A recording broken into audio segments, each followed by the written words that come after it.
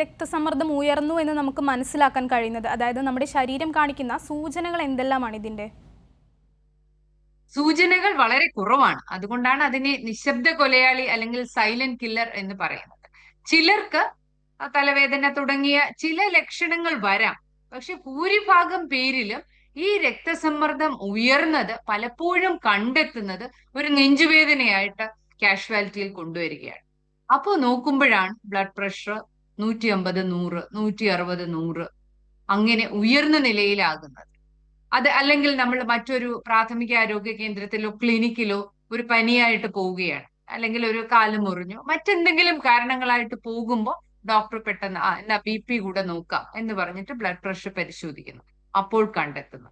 അപ്പൊ അതുകൊണ്ട് തന്നെ സാധാരണ ഒരു ലക്ഷണവും ഇല്ലാതെ തന്നെ ഉയർന്ന നിലയിൽ വരും. പലപ്പോഴും സങ്കീർണതകളോടുകൂടി ഒരു രോഗി അല്ലെങ്കിൽ വൃക്ക രോഗം, നമുക്കറിയാലോ വൃക്കരോഗമൊക്കെ വളരെ, അതിന്റെ കൂടെ പ്രമേഹം കൂടി ഉണ്ടെങ്കിൽ അതിന്റെയൊക്കെ സാധ്യത വളരെ കൂടുതലാണ്. അങ്ങനെ ചെല്ലുന്ന സമയത്താണ് മനസ്സിലാകുന്നത് അദ്ദേഹത്തിന് ബ്ലഡ് പ്രഷർ വളരെ കൂടുതലാണ് എന്നുള്ളത്.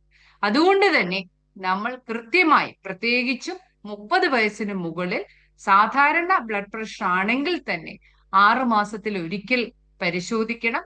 ഇപ്പോൾ നമ്മൾ ട്രാക്കിംഗ് ഓഫ് ബ്ലഡ് പ്രഷർ, അതായത് കുട്ടികളിൽ പോലും ഉയർന്ന രക്തസമ്മർദ്ദം കണ്ടെത്തുന്നു എന്നുള്ളത് കൊണ്ട്, അത് ഹൈപ്പർ ടെൻഷൻ ആകാം, ഹൈപ്പർ ടെൻഷന് മുൻപ് ഉള്ള ഒരു പ്രീ ഹൈപ്പർ ടെൻഷൻ, ഇങ്ങനെയുള്ള എല്ലാ പ്രശ്നങ്ങളും എത്രയും നേരത്തെ കണ്ടുപിടിക്കുക എന്നുള്ളതാണ് നമ്മൾ ഈ വർഷം ഏറ്റവും കൂടുതൽ ഫോക്കസ് ചെയ്യുന്നത്. അതിന്റെ കാരണം എന്താണെന്ന് വെച്ചാൽ, ഇത് കണ്ടുപിടിച്ച ലോകത്ത് ഏറ്റവും പ്രധാനപ്പെട്ട പ്രിമച്വർ ഡെത്ത്, പ്രിമച്വർ ഡെത്ത് എന്ന് പറഞ്ഞാൽ നമ്മൾ പ്രായം ആകുന്നതിന് മുമ്പ്, സാധാരണ മരണം സംഭവിക്കുന്ന സമയത്തിന് മുമ്പ്, പ്രത്യേകിച്ചും ചെറുപ്പക്കാരുടെയും മധ്യവയസ്കരുടെയും പ്രായമായാൽ തന്നെ കുറച്ചുകൂടി നേരത്തെ ഒക്കെ ഉള്ള മരണത്തിന്റെ ഏറ്റവും പ്രധാനപ്പെട്ട പ്രിവെന്റബിൾ കോസ് ഓഫ് മോർട്ടാലിറ്റി, അതായത് നമുക്ക് ഏതെങ്കിലും ഇടപെടലുകളിലൂടെ തടയാൻ പറ്റുന്ന ഏറ്റവും പ്രധാനപ്പെട്ട കാരണം, ലോകത്തെ 1-ാം നമ്പർ കാരണം രക്താതിസമ്മർദ്ദം അല്ലെങ്കിൽ ഹൈപ്പർ ടെൻഷൻ ആണ്.